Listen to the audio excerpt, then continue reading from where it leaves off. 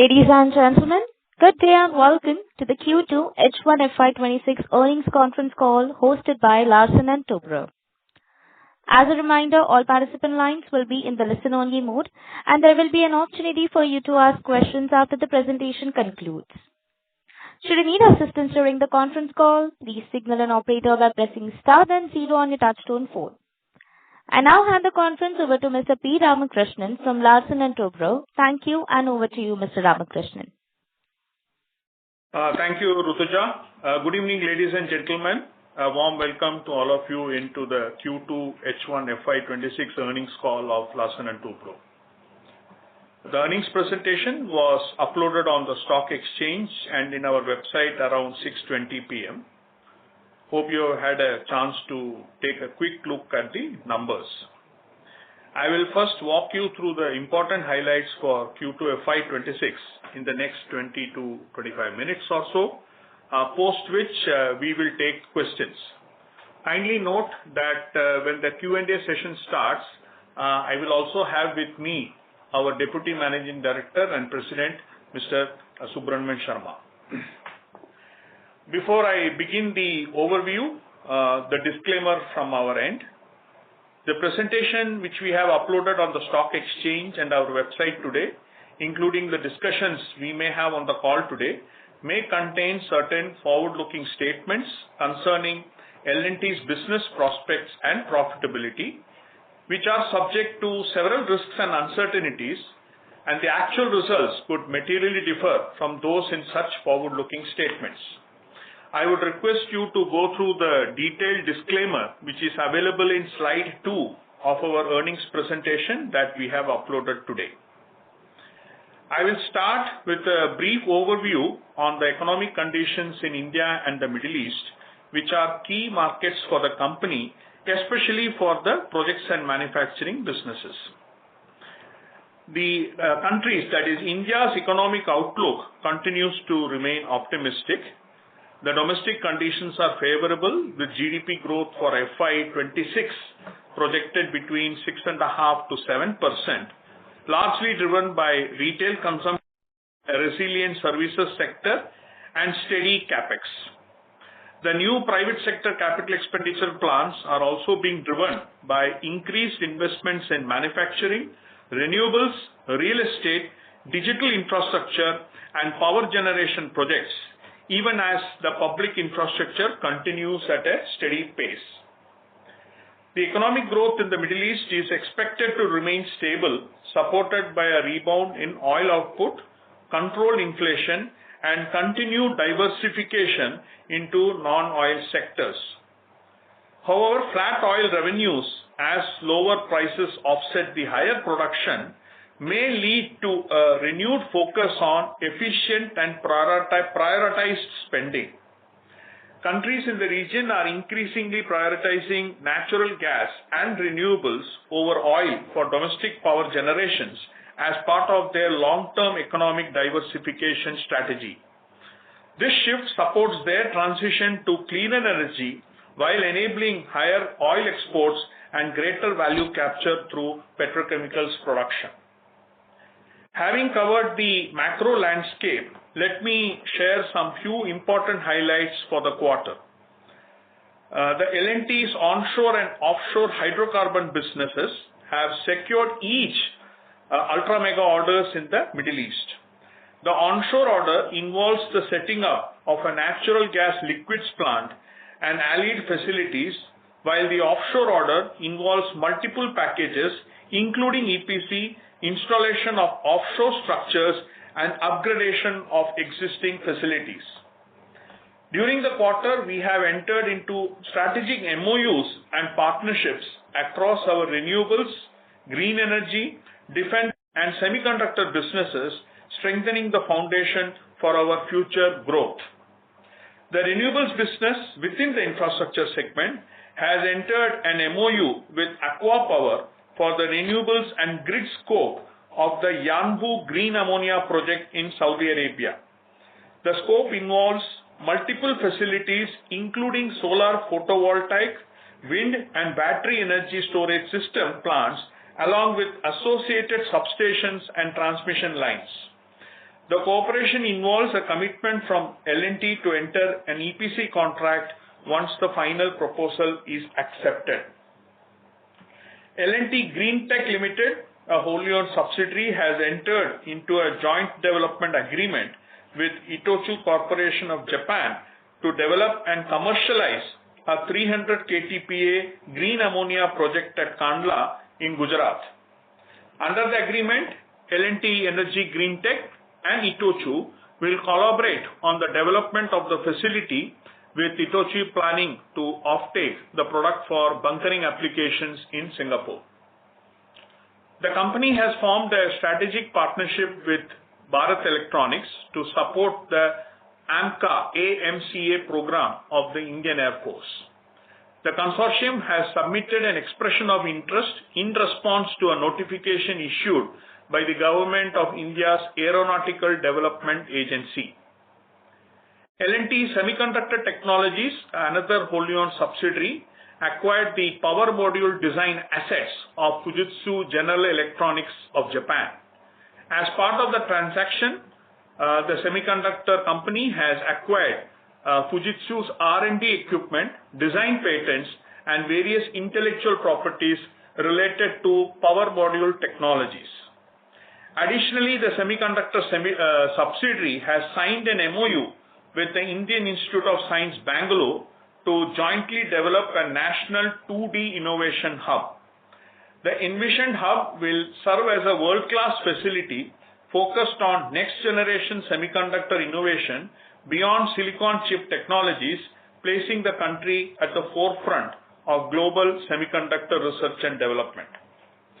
Besides this, the company has reached an in-principle understanding with the government of Telangana, wherein the government will take over the Hyderabad Metro SPV by refinancing the current debt and acquiring the entire equity stake in L&T Metro Rail Hyderabad Limited.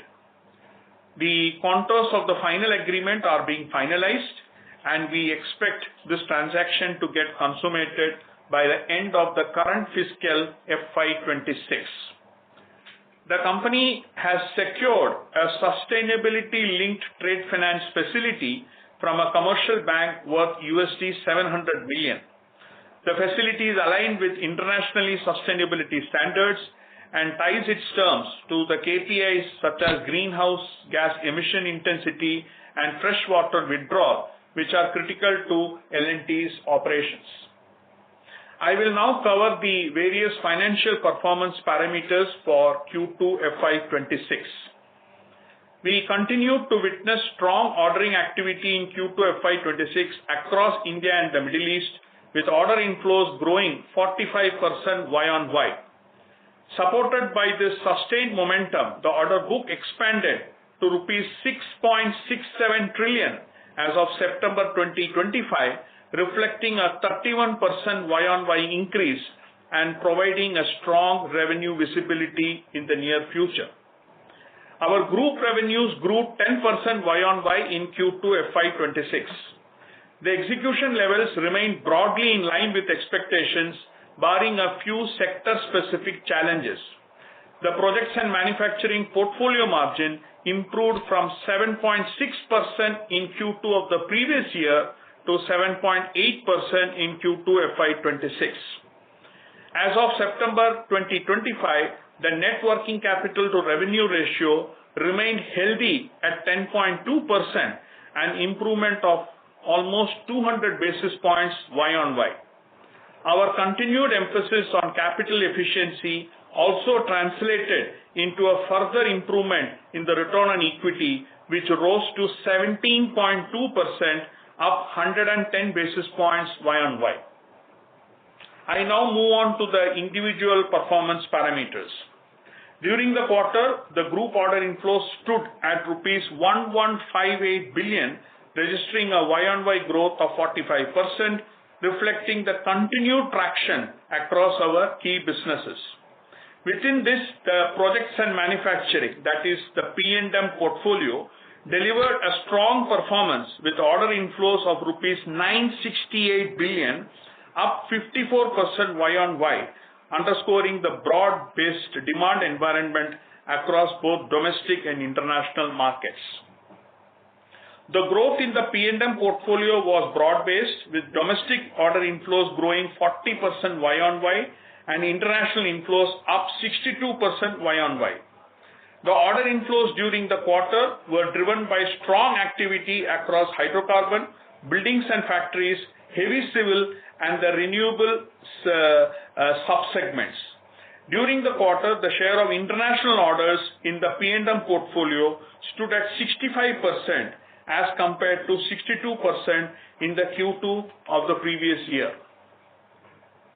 Moving on to the prospects pipeline for the near term, we have an overall prospects pipeline of rupees 10.4 trillion vis-a-vis 8.1 trillion at the same time last year. This represents an increase of 29% on a Y-on-Y basis. The increase in the prospects pipeline is mainly led by infrastructure and hydrocarbon segments. The broad breakup of the overall prospects pipeline for the near term is as follows. Infrastructure, rupees 6.50 trillion vis-a-vis rupees 5.42 trillion last year, representing an increase of 20%. Hydrocarbons, rupees 2.93 trillion vis-a-vis rupees 2.25 trillion last year, representing an increase of 30%. Carbon light solutions, the prospects pipeline as of September 25 is rupees 0.46 trillion as compared to rupees 0.24 trillion last September 2024. The green and clean energy opportunities aggregate to rupees 0.18 trillion as compared to rupees 0.01 trillion last year. The increase is primarily because of gas to power related opportunities outside of India. The heavy engineering and the precision engineering systems, which aggregate to what we call the high-tech manufacturing segment, the order prospects as of September 25 is at rupees 0.31 trillion as compared to rupees 0.16 trillion last year. Moving on to the order book. The order book as of September 2025 stands at rupees 6.67 trillion, up by 31% as compared to September 24 last year. The projects and manufacturing order book has a balanced geographic mix, with 51% of the order book coming from domestic markets and 49% from outside India. Out of the international order book of rupees 3.27 trillion, around 84% is from Middle East and the balance 16% is from other parts of the world. The client-wise composition of the domestic order book of rupees 3.4 trillion as of September 25 is as central government constitutes 14%, state government and local authorities, the order book share is 24%, public sector corporations 32%, and the private sector composition is at 30%. As you may note, the share of the private sector in our domestic order book has increased from 21% as of March 25 to 30% as of September 25. This growth reflects improved activity in the residential and commercial real estate, power generation and data storage solutions, as well as the minerals and metals sector. Approximately 12% of our total order book of rupees 6.67 trillion is funded by bilateral and multilateral funding institutions. Again, 91% of our total order book is from infrastructure and energy. You may refer to the presentation slides for further details. No major orders were deleted during the quarter, and as of September, the share of slow-moving orders is around 3%. Coming to revenues, the group revenues for Q2 FY26 at rupees 680 billion registered a Y-on-Y growth of 10%. The international revenues constituted 56% of the revenues during the quarter. The strong execution momentum in the energy and high-tech manufacturing segments drove the overall group revenue growth for the quarter, while execution in the infrastructure project segment was a little subdued during the quarter. Within the overall group revenue, the P&M businesses recorded revenue of rupees 490 billion for Q2 FY26, marking a 10% growth over the corresponding quarter of the previous year. Moving on to EBITDA margin, the group level EBITDA margin without other income for Q2 FY26 is 10% as compared to 10.3% in Q2 of the previous year. The decline in EBITDA margin is primarily due to the margin compression in our IT and TS segment. The detailed breakup of EBITDA margin business-wise, including other income, is given in the annexures to the earnings presentation.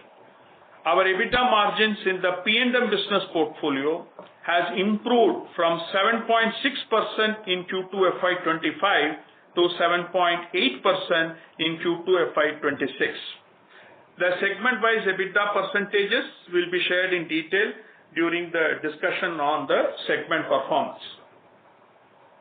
Our consolidated PAT for Q2 FY26 at rupees 39 billion is up by 16% as compared to Q2 of the previous year. The increase in PAT is reflective of improved activity levels and efficient treasury management. The group performance, the P&L construct, along with the reasons for the major variances under the respective function heads is provided in the earnings presentation. You may go through for further details. Coming on to working capital, our group NWC to sales ratio has improved from 12.2% in September 24 to 10.2% in September 25, mainly due to an improvement in the GWC to sales ratio backed by strong customer collections during the last 12 months. Our group level collections, excluding financial services segment, for Q2 FY26 is rupees 600 billion as compared to rupees 620 billion in Q2 of the previous year. The year-on-year dip is primarily timing related, as we had witnessed a very strong collection growth in the first quarter of the current financial year. With the continued focus on customer collections, our cash flow from operations excluding financial services segment between April to September 2025 is at rupees 106 billion as compared to rupees 61 billion in H1 of the previous year. We have added a slide on group cash flows excluding L&T Finance in the annexure alongside the reported cash flow slide to give more clarity on the cash flow performance.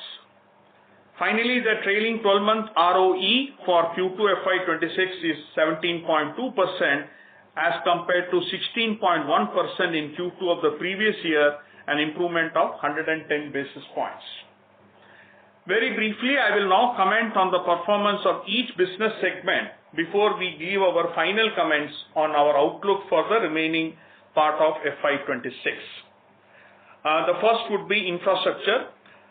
This segment order inflow grew 6% in Q2 FY26 on a Y-on-Y basis, driven by strong domestic private sector demand spanning residential, commercial buildings, airports, data centers, pump storage projects, ferrous and non-ferrous facilities, solar PV manufacturing plants, and semiconductor fab facilities that were witnessed during the quarter.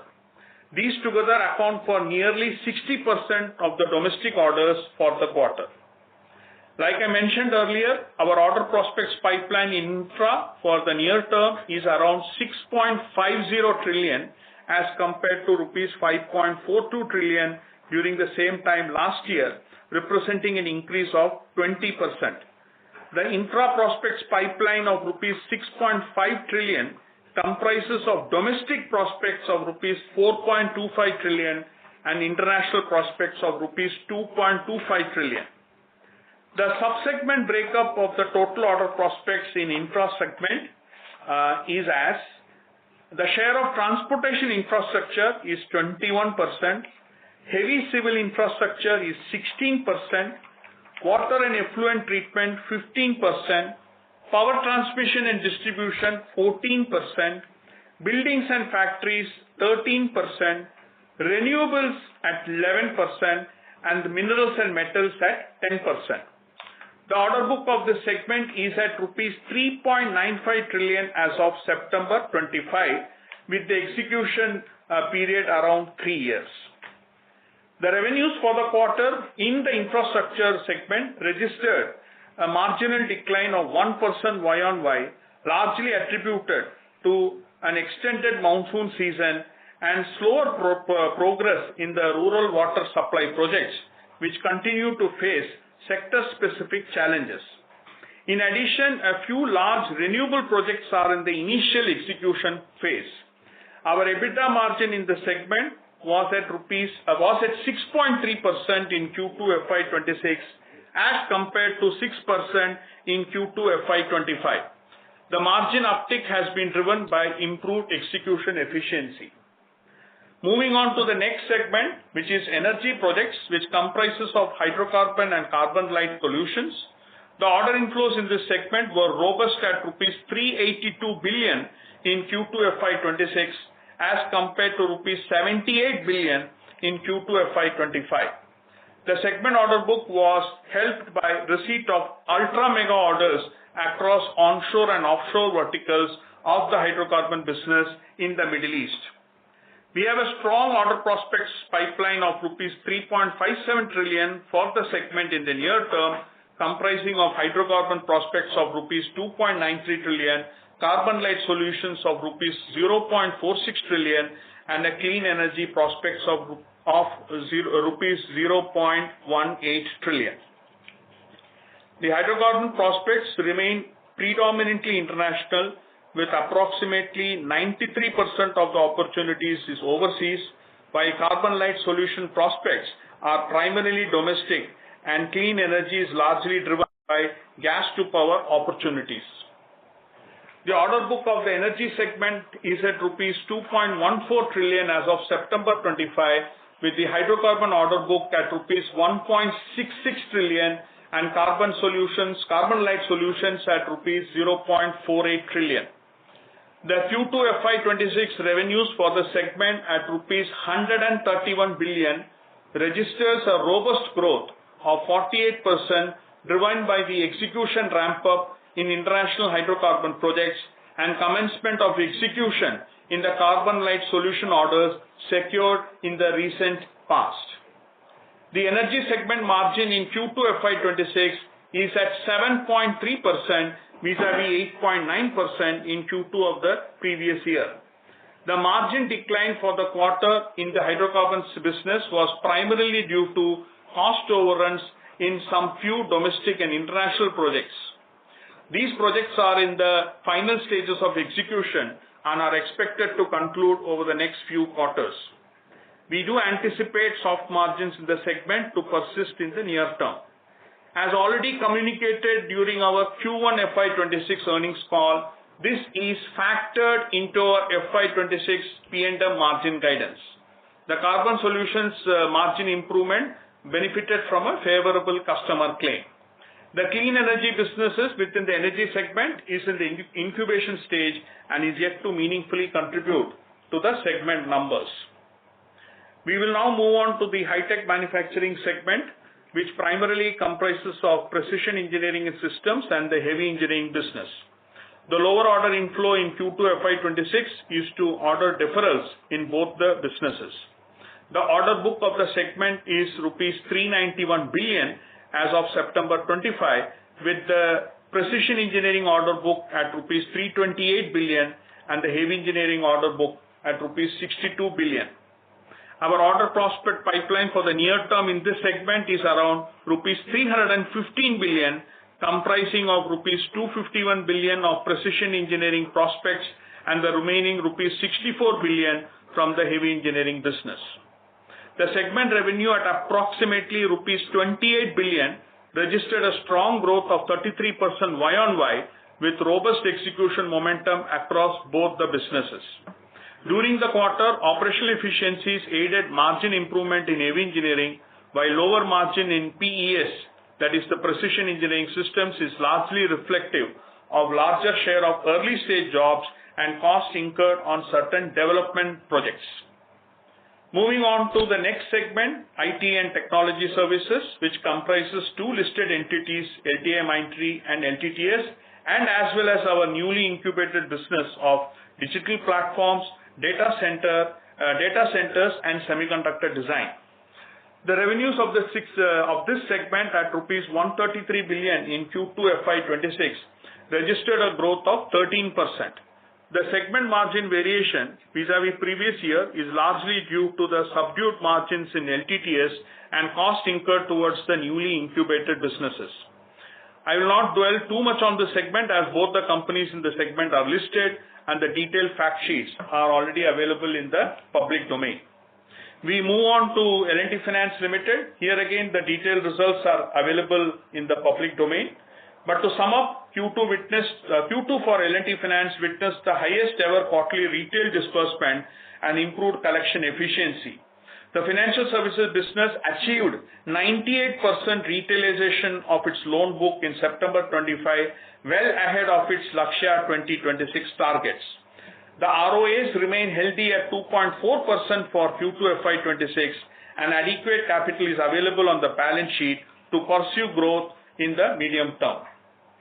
Moving on to development project segment, which primarily includes Nabha Power and Hyderabad Metro. The higher average fares post the fare hike that we did in the current year has led to the revenue growth and margin improvement of Hyderabad Metro. The average fare per passenger has increased from rupees 38 in Q2 FY25 to rupees 46 in Q2 FY26.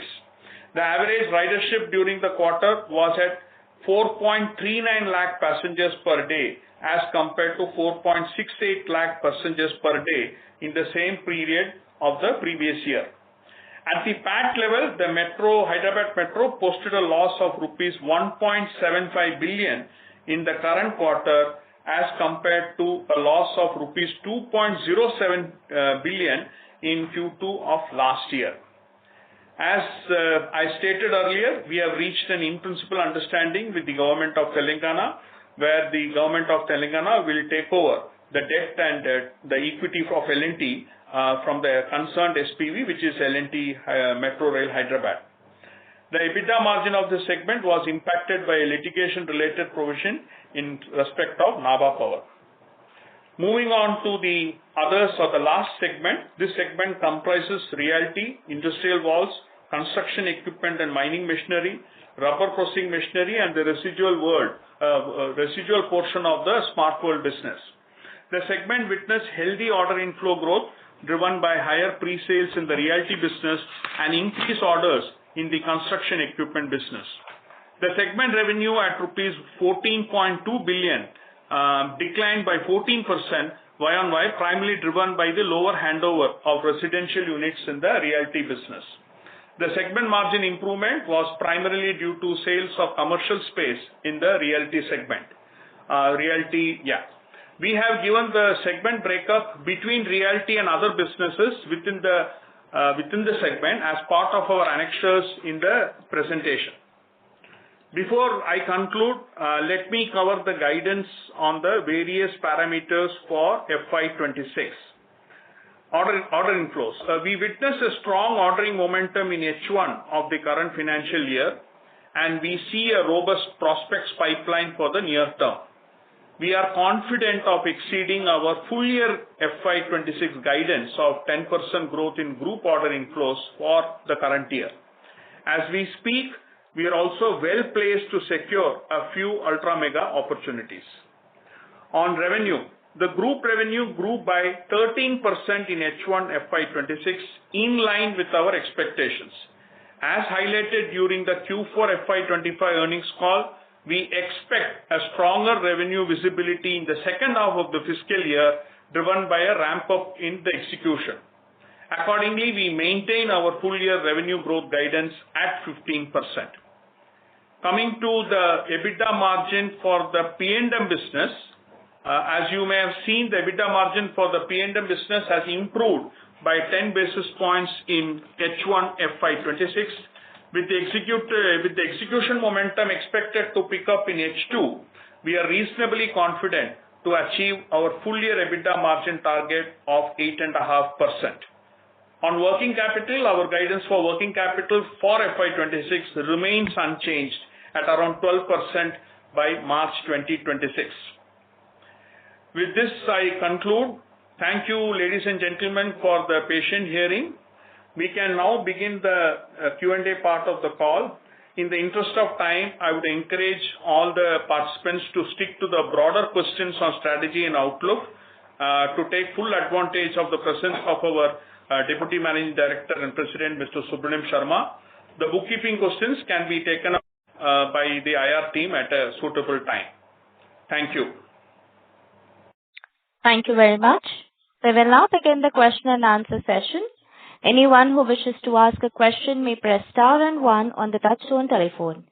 If you wish to remove yourself from the question queue, you may press star and two. Participants are requested to use handsets while asking a question. Ladies and gentlemen, we will wait for a moment while the question queue assembles.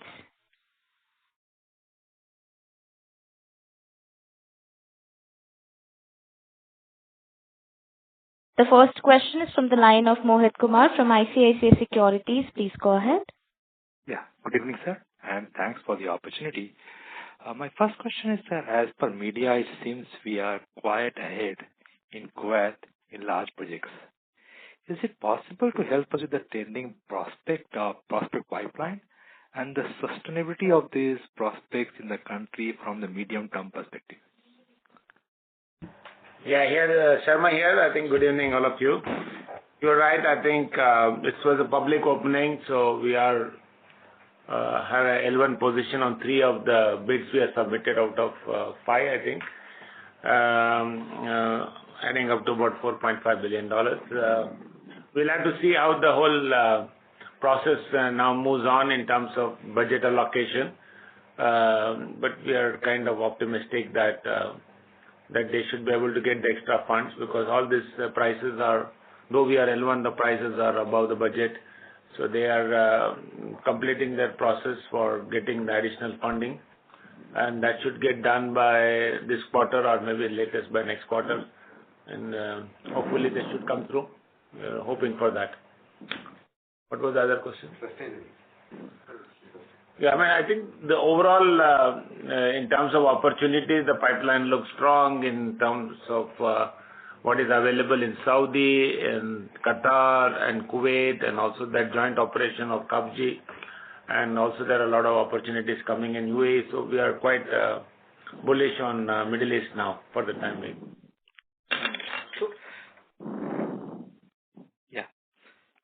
My second question is, sir, of course, the rising order book in Middle East. What are the execution challenges while sustaining the profitability? And is there any peak order book which you think of the level at which we don't have to worry about the resource mobilization? No, you don't need to worry because we worry about the order book in terms of our risk exposure. We have a very good robust system here internally. Mr. Shankar Raman and the team and Govindan and the team, we have a very strong risk management system. They interrogate all the businesses in terms of country exposure and geopolitics, etc. So we have a strong system there. And we are very cognizant of that in terms of what is our exposure. Our experience has been good. The customers are paying well. All these companies are national oil companies. They have a reasonably good cash flow, and we have not seen any payment risk. The commercial terms and conditions, what is available in the contracts are quite reasonable, acceptable, pretty balanced. And execution risk are more or less same as what we have been experiencing in the past and historically. I mean, in the sense that we have to be sort of aware of the supply chain constraints and logistic constraints and local work availability. I think we have overcome many of those through having strategic partnership at the time of bidding and negotiating some of the critical high-value orders during the bidding and back-to-back contracts and things like that. So we know the market, we know the risk, and we have a plan to mitigate those risks. So by and large, I would not be too concerned about. Understood. My last question, sir. Yeah. As per media, we are looking to invest in electronic manufacturing services. Can you please explain the kind of investment within the EMS is interesting to us and the expected investment and the market potential? So, Mohit, I will take that. We are in a way, we have a precision electronics part as a small sub-item under our precision engineering business, and we have a unit in Coimbatore. As part of our Lakshya L31 strategy, we are seriously looking into expanding the electronic part of our L&T's portfolio. Various options are being explored, including the need to set up units in some parts of the country. At this juncture, it's a little premature for us to comment on the extent of investments and which areas we will be covering. Kindly wait, maybe in sometime in May 26, once we complete our financial results and we are ready with our strat plan for L31, we will be in a position to possibly give you a more greater detail of the future business prospects and the investment potential, along with the opportunities insofar as this business is concerned. Understood, sir. Thank you and all the best, sir. Thank you.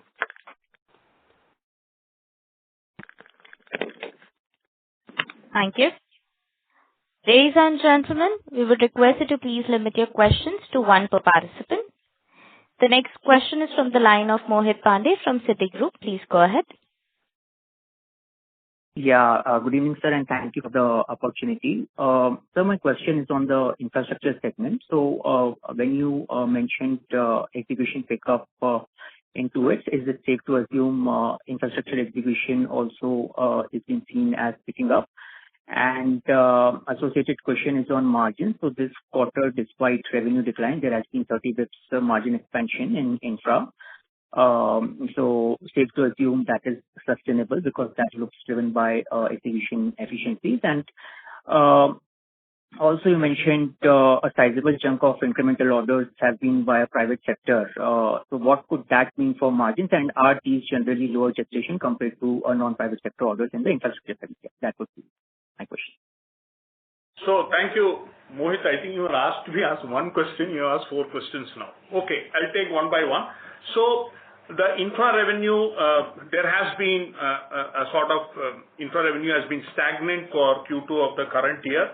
Having said this, one of the main reasons, as I explained, was because of extended monsoon across many parts of the country that affected the pace of execution. And secondly, and this I have mentioned in the Q1 earnings call also, that because of the payment-related issues with respect to certain projects in the water and effluent treatment segment, we have slowed down execution. Okay. Having said this, the overall revenue guidance that the company has provided for 15% of full year is on track. Okay. And this we can confirm, and we do believe, and as you know, that the H2 for infrastructure is a far more busier 2 quarters as compared to a relatively subdued H1. So this is baked in terms of how the revenue growth has happened. This is baked into our 15% overall P&M guidance on revenues. And as far as number 2 point is concerned, I think over the years, the infra margins have come down, have been southward bound for various reasons. But given the fact of rigor of execution and better control on project execution timelines, and with also looking to ensure that the growth is related to the collections we get, this has finally resulted into a slow improvement in the infra margins. We do believe that the infra margins will be a little northward. But since we don't give margin guidance for the individual P&M segment, this is also baked into our overall FY26 target of 8.5%. Okay. So number 3, of course, the share of private sector orders have gone up, largely driven by real estate and the carbon light type of orders. So one important thing is, as far as private sector orders is concerned, obviously the execution momentum in line with the payments, I think, will be faster. This is something I think we have always maintained. Higher share of private orders could potentially result into an improved working capital situation. But having said this, as far as margins is concerned, we should be seeing it as the execution of the projects progress. But let me also tell you that the company, as Mr. Sharma was referring to in the answer to the previous question, we are ensuring a proper risk mitigation or risk evaluation mechanism while we bid for projects concerning the customer, the sector, and the geography. Okay, sir. Thank you so much, and wish you all. Thank you. The next question is from the line of Aditya Bhartiya from Investec. Please go ahead. Hi, good evening, sir. My first water segment. How big is the segment in the overall scheme of things? What proportion of domestic order book could be from the water segment? And is it that we are really going slow on execution given the payment challenges, or are you seeing some improvement around that?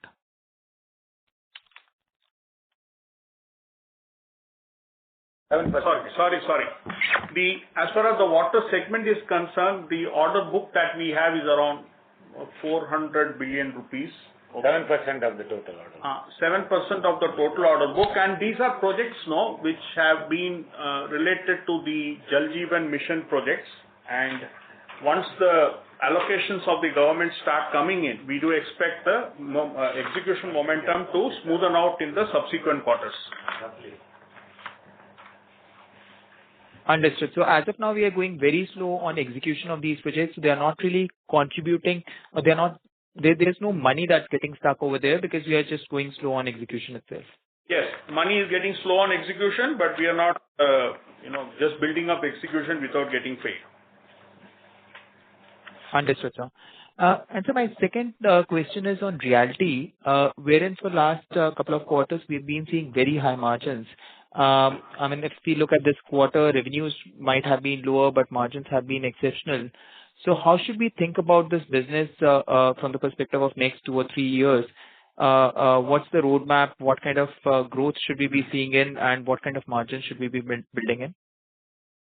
So the issue is, insofar as the realty business is concerned, it is more of an accounting development, because in a particular quarter, when you have a higher handing over of the residential units, the entire sales and margin gets clocked in. Unlike the other P&M business where the margins get crystallized over the period of execution. So this is at a point of time recognition of sales and margin. To that extent, you can have some quarters margins dipping at the overall P&M level because of lower handing over of residential units. And in case of any quarter where the number of units go up, then consequently the realty business will show a better profit. And this apart from in a particular quarter, if there is a particular sale of a commercial property, that adds up also to the overall margin. So for example, in the current quarter, we have had, in terms of a sale of a commercial property along with sale of TDR rights, has enabled the profitability to go up almost by 9.9 billion rupees.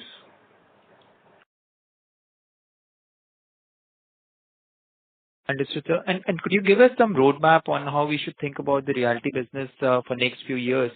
What kind of growth should we anticipate in terms of residential project sales and any large commercial project that we should be aware of? So as of now, the way we are focusing is that we will try to expand the presence in the cities of the Mumbai metropolitan region, National Capital Region, Bengaluru, Chennai. And this development will be happening through a mix of monetizing of our existing land parcels, acquisition of new land real estate parcels, and also increasing growth through the joint development route. As we speak now, the order book for the real estate segment, that is where we have secured the flat purchases have happened, but we're yet to hand over, is in the range of 120 billion rupees. And we have an unsold inventory of almost 40 billion rupees for the near term. So this will be, I think, over the next 2 to 3 years, this will get converted to revenues. But long and short, you could see an increased visibility of L&T Realty in terms of the overall perspective on the real estate sector in the regions or the locations that I spoke about. We also will continue to focus on select commercial property developments in some of these areas driven by the market demand. So it will be largely led by residential property development and interspersed with some commercial properties at some certain locations. Perfect. That's helpful. Thank you, sir. Thank you. The next question is from the line of Bharanidhar V from Avendus Spark. Please go ahead. Yeah. Good evening, sir. Can you tell what is the total funding L&T did into Hyderabad Metro by way of both equity and loss funding, and how much of that are we getting through this deal, and how, from accounting point of view, this will have an impact on, say, any one-off income or any such thing in the coming quarters? Okay, so the total investment of L&T in Hyderabad Metro till date is in the range of 70 billion rupees. Okay? And since as it is there in the public domain in terms of the intent is, and the Hyderabad Metro has a debt of almost 130 billion rupees. Okay? Now, until now, the losses of the Hyderabad Metro, they are all factored in our consolidated financial results. Okay?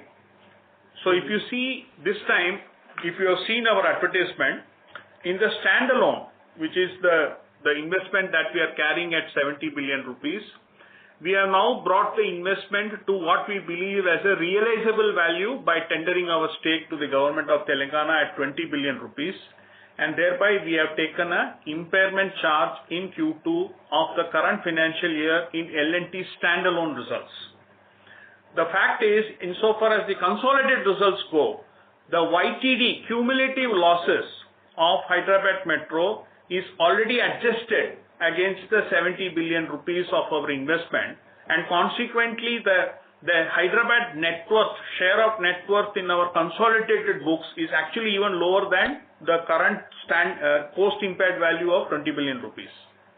So technically speaking, tomorrow if we were to do the divestment, there could be a chance that the consolidated financial statements will actually possibly show a marginal credit in the P&L, because the consolidated financial statements has the share of net worth is almost 10 billion rupees as compared to the restated value of 20 billion rupees.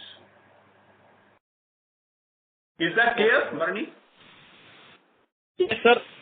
So one question follow-up is that for the 7,000 or 70 billion of book value or net worth that is reflected in Metro balance sheet, we are essentially telling we are realizing 2,000 from the buyer. Correct. So consequently, you see that impairment charge in the standalone. Okay, fine. So I will take up some follow-up on this later. My second question is on, say, our Indian domestic order inflow. While we are doing very well on the private side, the order inflow from state, center, definitely is lower than what it was in the past. What is our outlook on that going forward? Is it that this set of customers likely to improve, or where do you see that going? Okay, so one of the major reasons for the share of private sector order inflow going up in the recent, maybe last 4 or 5 quarters, is because of a higher amount of real estate transactions or real estate development, both commercial, residential, data center development. All of this we have seen a strong traction from the various developers, number one. Number two is, if you note that in the Q1 that we had reported order inflows in domestic also included a carbon light private sector order that we secured. Okay, and we do expect, as far as coal-based power plant ordering is concerned, you would see, as is evident, that there is a lot of projects up in the pipeline, which is a mix of both state-owned or central public sector-owned project opportunities, and also some of the major private sector power plant producers also setting to expand their current power plants or new greenfield. So we do believe, because of this increase in the or revival of the coal-based power plant equipment business, the share of private sector has actually gone up. So I got that. My only question was areas like metros, bridges, all these things which used to be major parts. It seems to be slowing down. So that was my question. Meaning, that is mostly on the government funded, no? So we do have a sizable amount of opportunities as far as central government or state government or public sector corporation is concerned in the areas of energy, which comprises hydel, thermal that I spoke about, nuclear. So the entire energy landscape is there, and we do see sizably large opportunities in the transportation infra in terms of roads and elevated corridors. In fact, the order prospects that I communicated for heavy civil and transportation infra, to the extent they are all domestic, they are largely all government projects only. No, sir. I will take it up further later. Thank you so much. Thank you. Ladies and gentlemen, in order to ensure that the management is able to address questions from all participants, we request you to please limit your question to one per participant. If you have a follow-up question, you may rejoin the queue. The next question is from the line of Shirom Kapoor from Jefferies. Please go ahead. Hi, thank you for the opportunity. I just wanted to ask about your 34% growth in domestic orders this quarter. Could you highlight what drove this and what are some of the major orders that contributed here?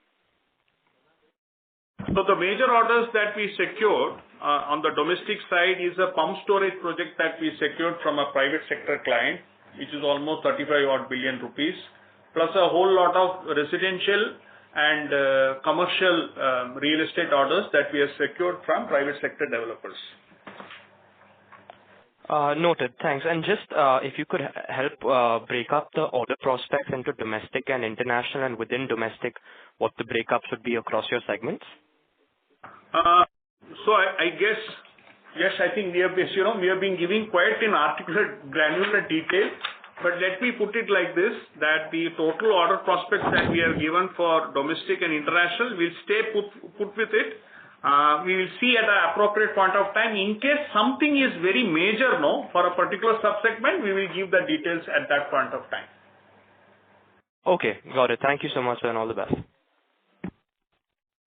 Thank you. The next question is from the line of Sumit Kishore from Axis Capital. Please go ahead. Thanks for the opportunity. My question is in relation to the hydrocarbon margins, which were subdued, and the explanation given around cost overruns in certain international and domestic jobs that are approaching completion. So what were the reasons for the cost overrun on a generic basis, and how can we be sort of assured that going forward for a substantial international order book, some of these issues will not get repeated? So that's my question. Thank you. Yeah, again, this is Sharma here. This is a bit of a phasing issue. I mean, we have in our portfolio mixture of projects. Some of them are old legacy projects, some of them are new projects, and some of them are, like I said, have new projects waiting to be awarded. So in this quarter and maybe for some time, I think we'll have some of these legacy projects are closing. I mean, some of these projects are large projects which have been running even during the pre-COVID time, which was awarded. So I think as they close, there have been some cost overrun because of COVID. But definitely there is a contractual entitlement for us. We will pursue those, but as per our internal policy, we don't recognize any entitlement unless it is approved. So I think that will manifest maybe in the future at some point in time. But otherwise, going forward, the portfolio is quite reasonable, and in fact, the market is quite buoyant, and we are very selective, and our intention is to pick up jobs which will help us to realize better margin in the future. So Just a follow-up. Yeah. The current southward movement in energy margins is baked, I reiterate, is baked when you are given the guidance of 8.5. Very clear. So just a follow-up here on margins. Given the fixed price order backlog now would also be close to 50% of the order backlog, how are you thinking about the commodity price risk to margins here for the order backlog? Yeah, I mean, I think this question keeps coming up, but in general, we are in the business where we have fixed price models, and like I said, I think when we are bidding, we take a lot of care in terms of trying to have back-to-back contracts for construction, back-to-back contracts for major high-cost items in supply chain, and so that we have reasonable sort of cover, I mean, risk mitigation on those items. And of course, we also have a strong treasury group which gives us a reasonable forecast on about how the commodity prices will move. Based on that movement, based on that forecast, we also provide certain adequate provisions in terms of contingencies, commodity contingencies, specifically in our pricing. So I think broadly we are covered unless we have a very, very unexpected situation like what happened in Ukraine-Russia war, which is something nobody could forecast.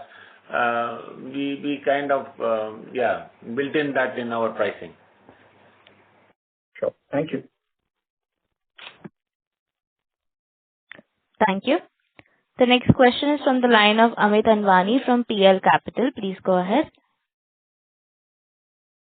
Thank you for taking my question. So my question pertains to the strategic partnership with Bharat Electronics for AMCA. So here it would be better to understand what role L&T will have in this joint venture and what is the long-term strategy. We understand that we have supplied wings and I think some other components for LCA in the past, and we have been doing that. Wanted to understand, are we getting into full-fledged aircraft manufacturing in the future? Is there any capability which is required, any investments required, any thought and details on this joint venture consortium? Yeah. So I will take that. So the Aeronautical Development Agency, which is the customer, is likely to shortlist the eligible bidders for the AMCA program based on the expression of interest where we also provided. This shortlist is expected in the current quarter, October to December 25. Basis the shortlist, we expect the customer to issue the request for proposal, that is RFP, sometime in Q4 of the current financial year. And the announcement of the winner to build the prototype most likely is going to happen Q4 of the next financial year after the bidding process. Now, in terms of the L&T Bharat Electronics JV for this particular program, is essentially the scope of the JV is to build the prototype airframe, jigs, fixtures, system integration, and the flight certification of the prototype. As of now, both L&T and BL are equal partners in the JV, which is it will be a separately incorporated company that will house this transaction in case the particular consortium gets becomes the winner. And in terms of how the work will be shared between L&T and the other partner will be finally assessed after we go through the entire details of the request for proposal. Our understanding is that the order for the prototype will be one single PO for the entire value. And most likely, if it is awarded in the Q4 of the next financial year, then in terms of the prototype getting delivered, I think is sometime in 28-29, the test flight to happen in FY29-30, then followed by the usual trials. So in terms of serial production, I guess we are still around 8 or 9 years away. Okay. I have given you quite a detailed perspective of this. Now, beyond this, I think I don't have anything to add. Right. So for prototype, any investment which would be required once we get this order by Q4 next year, if at all this is coming to us? So there are so many ifs and buts, so we should get the order in Q4, hopefully. So we will have to evaluate the scope, basis the RFP scope. That time we will be able to understand. But since it is a prototype, a prototype, usually the customer works with the JV, with the contractor, or in this case the consortium, and ensure that there is no, the consortium will not suffer in principle any cash outflow. It is like a sort of a funded project. Understood, sir. Thank you, sir. Thank you so much. Thank you. The next question is from the line of Atul Tiwari from JP Morgan. Please go ahead. Yes. Another question on this Dell L&T consortium. So, what kind of risk you run? Suppose, this is obviously a technically complex project, and if you get it, and in case, there are unusual delays because of some technology challenge which is out of your control. So, do you have to fund that over next several years, or is there some kind of carve-out clause? Could you throw some light on that? So, Atul, it is like this. L&T in the past, with respect to the PES business, okay, we have engaged with the customer across the major other two forces that we usually deal with. In terms of when it comes to a prototype, it is usually cash neutral for the contractor like us. So that is the principle we believe will be followed when it comes to the AMCA program as well. But it is still early days, because once the RFP is rolled out, then only we'll be able to clearly understand the outcome of the proposal. But given our past experience, usually prototypes have a zero cash implication, because the customer along with the contractor, in this case the consortium, will jointly work to have a successful prototype done. So the customer also has a sort of, I would say, a skin in this whole transaction. Okay, sir. And just to confirm, sir, you said that the eventual winner will be announced by fourth quarter of FY27. That's our understanding as we speak now. Okay. Yes, sir. Thank you, sir. Thank you. Thank you. The next question is from the line of Girish Achhipalia from Morgan Stanley. Please go ahead. So thanks for the opportunity. I wanted to just check with Mr. Sarma that, we are almost doing $4.5-5 billion worth of international projects last couple of quarters. The order prospect pipeline is also very strong. Wanted to understand, you've been with the company since 2016, I believe, and you've seen a lot of cycles up and down, a lot of contracts, competition. How do you think about the next couple of years in terms of different types of jobs that are coming through, and wanted to understand the win rate typically that we've enjoyed in the last 12 months across, let's say, infra and then within hydrocarbon, offshore versus onshore, if you can just split that up. And also in the domestic opportunity, are you seeing any prospects on nuclear, and how much of coal-based order pipeline is still left in the domestic side that could come through in the probably more medium term? Thanks. Yeah, for your information, I've been with the company since 2015, so I completed 10 years, not 2016. Anyway, I think this has been, like you said, we had a good run over the last a decade. The industry is cyclic, but I think what had happened is that our share of the market was not that good in the previous years, and we have established ourselves now as a major player, so we are able to access larger markets. So I think our ability to access larger projects, multi-billion-dollar projects, has now enhanced substantially over this decade. So therefore, our ability to continue to build a strong order pipeline has substantially increased over the last few years. Today, as you see, we are winning quite a few $3 billion, $4 billion projects, which was not the case earlier. So I am quite bullish. I think we will continue to have that market available to us, and we will bid in a disciplined way. And I think this run will continue for some more time, at least for next 2, 3, 4 years. Beyond that, I cannot predict. So all in all, I'm quite optimistic. When it comes to domestic on the thermal power, and the market is, like I said, has suddenly become very buoyant and very active because of the two reasons. One is that the renewable power round the clock availability has become a bit of an issue, so we need additional power, stable power generation to stabilize the grid. And two is that there is a general increase or forecast increase in the power demand because of the sudden acceleration of the AI and the data centers, which are going to consume huge amount of power. So combination of that, I think there are a lot of plants coming up. It can be met through either thermal power or nuclear or other means, but I think thermal power becomes the most simplest and fastest solution. So we've seen significant uptick in that. We have picked up about 13.5 gigawatt. We are going ahead with expansion of our capacity, and we are gearing up for taking up additional maybe 10, 15 gigawatt in the next 2-3 years. That's how we see the market now.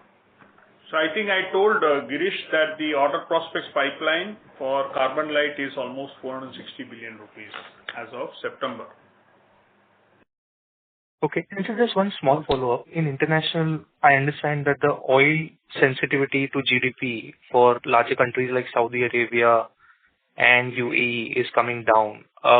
Is there a different approach that the customer is taking, irrespective of whether he's in infra or offshore or onshore, versus the previous cycles? Like, if you can qualitatively remark on how confident, or are you seeing closures happen at a faster clip, or is there a little lesser competition? I mean, what is driving the market shares higher? No, I think there were projects which were of different size, right? I mean, I think earlier we were able to compete in a segment which was less than $1 billion. So we had a different level of competition. Now when we move up the ladder and then we are able to access multi-billion dollars, I think the level of competition and intensity of competition changes. I mean, I think now I believe that for larger jobs we are better placed to win, and we have a reasonable win rate on those projects. I mean, many of these projects are very critical. I mean, some of them are like gas development projects. Many of these countries are committed to those projects. I don't expect too much of sensitivity to the current spot market prices. These are long-term views, and next 2-3 years, I mean, at least I can talk about only 2-3 years. Beyond that, I cannot predict. I expect to see multiple projects, and our order book is so strong that we have almost 3 years of workflow in our hand, and we pick up some projects in the next 1 year or so. We will have about almost more than 3 years of workflow. So I think that brings a lot of stability in our business. Thank you so much, sir, and wish you and the team all the best. Thank you. Thank you. Thank you. The next question is from the line of Parikshit Kandpal from HDFC Securities. Please go ahead. Yeah, thanks for the opportunity. So my first question is on the margins. So now with the share of international order book growing, so the thesis of improvement in margins from this year, P&M margins from FY26 and building over to next 2-3 years, so does it get challenged somehow? So Parikshit, this is PR. As you know that we have a way of taking the margin guidance restricted to the year under question or under review. Okay. We'll get back to you in terms of how the margin uptick looks like in the subsequent periods.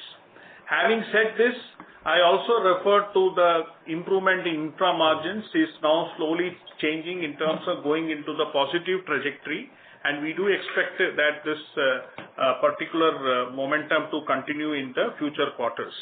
Okay. Insofar as the softness in the margins for the energy segment in the current 6 months is concerned, I did refer to this during the Q1 call that the softness in margins is going to be reflected in hydrocarbon performance in the current year.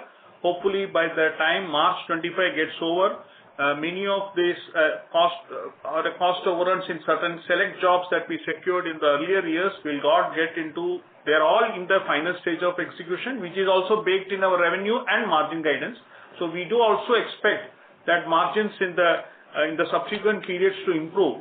Now, to what extent an improvement will happen, we will communicate that once we close March 26 and give the guidance for the next year. Okay.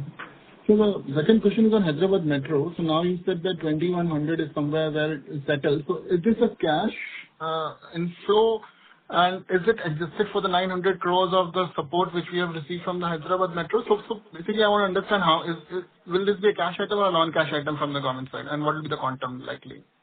So as we understand, basis the discussions that have happened, L&T will get a cash consideration against tendering its 100% equity stake in the Metro SPV to the particular vehicle which the government of Telangana will propose as the buyer, and L&T should be getting cash. That's the understanding. And this has got nothing to do with the 900 crore that the SPV received as part of the soft loan assistance. So that loan has already got is residing in the SPV as a interest-free long-term debt. What we are talking about is L&T exiting its entire or divesting its entire exposure in the Metro SPV to the government of Telangana. So the SPV debt of 13,000 odd crores will be taken by the buyer as the new equity shareholder when they take the stake, when they purchase the stake from L&T. And that consideration, as we speak now, is in cash. So 2100 you receive in cash, so net. Around, I did not tell a number. I said around 220 billion or 2,000 odd crores. Okay. Just the last thing on the NWC. Last quarter you highlighted that because of the water receivables, there was a negative impact on NWC of about 75 basis points because there was delay in receivables collections on the water side. So if we can quantify in this quarter 10.2% NWC, so how much better it would have been if the water receivables would have come on time? So I will not, let me put it like this. The fact is that we have slowed down execution also means that the position of the segment remains as the same as it was in June. Okay.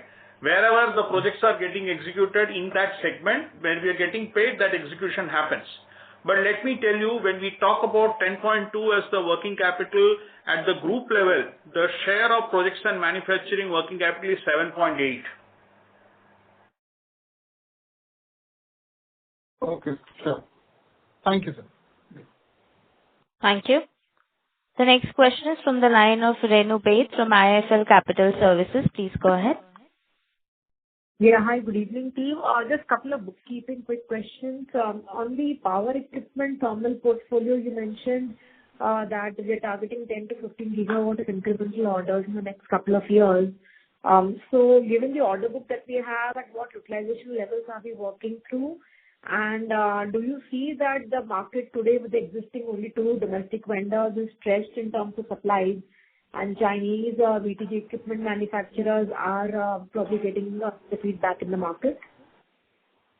No, I think the government has taken a stock, and both us and BHEL are working on expanding the capacity. Chinese equipments are not something which is preferred, and we have given, even 6 months back before these awards came, we had given a commitment to the ministry that we will enhance our capacity to almost 5.5-6 gigawatt. We are looking at even further expanding this in the next 6 to 9 months time. So between us and the other supplier, which is BHEL, we believe that we should be able to handle this. The timelines are a little longer, which is acceptable to most of the PPP developers. So I don't expect Chinese products to come in. It will be between us and other Indian manufacturer. Got it. And second, just to clarify, broad-based with whatever we understand on the Hyderabad Metro at the Concall level, net of all the losses, etc., that you have booked is close to about 10 billion at the end of first half. So incrementally, even if at a standalone level, the book value is being brought down to investment value has been brought down to 20 billion. on a consolidated basis, we still would be having net positive impact on the transfer of or on receive of the cash consideration. So, Renu, I think I responded this as an answer to the previous question. So it is like this. Let me put it like this. In the standalone, the Hyderabad Metro is valued at 20 billion rupees. Yes. In the consolidated, it is valued because the original investment of 70 billion rupees has taken all the losses YTD. So in the console, it is around 10 billion rupees. Now, if we were to do the divestment today, so standalone further, there will be no profit, no loss, because you are getting cash against the 20 billion that you have restated. And in the consolidated, you will have the gain, because obviously you are getting value at 20 as compared to the value that you hold at 10. True. And the debt, whatever support has been given by SPV debt goes to it is residing in the SPV. So the one of the fundamental attributes to this transaction or understanding is the vehicle which the government of Telangana will propose, the buying vehicle, will take over the complete debt as it is, which is today around 130 billion rupees.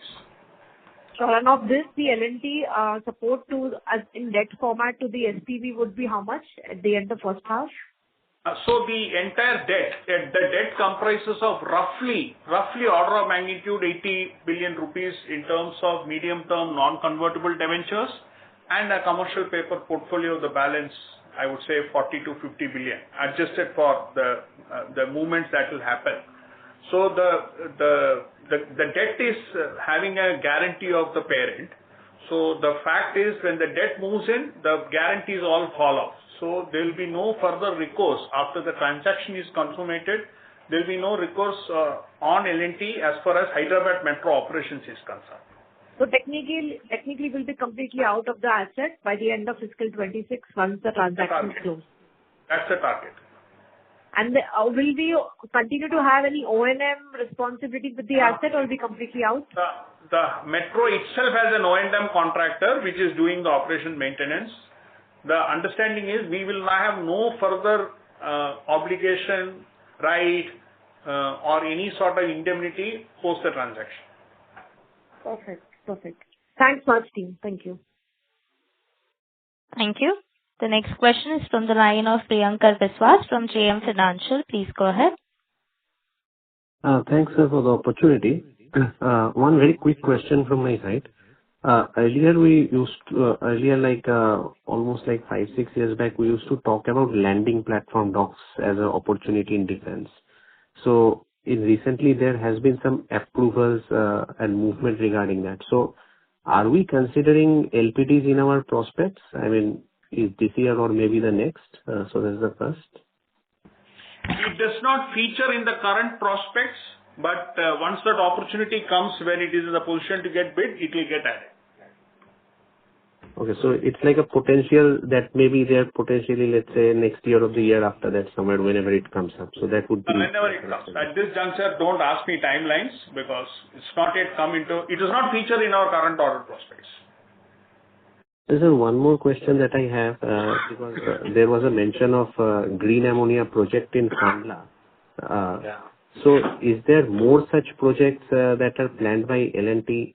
And if so, how should we look at the capex that may be required and what is the business economics for it?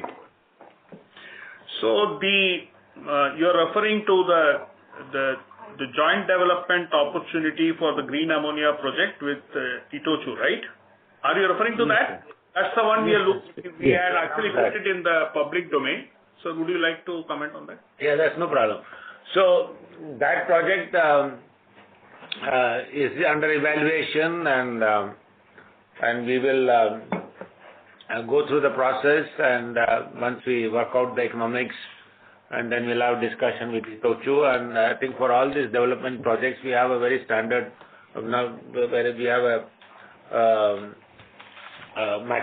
financial matrix in terms of return on investment, IRR, project IRR, etc.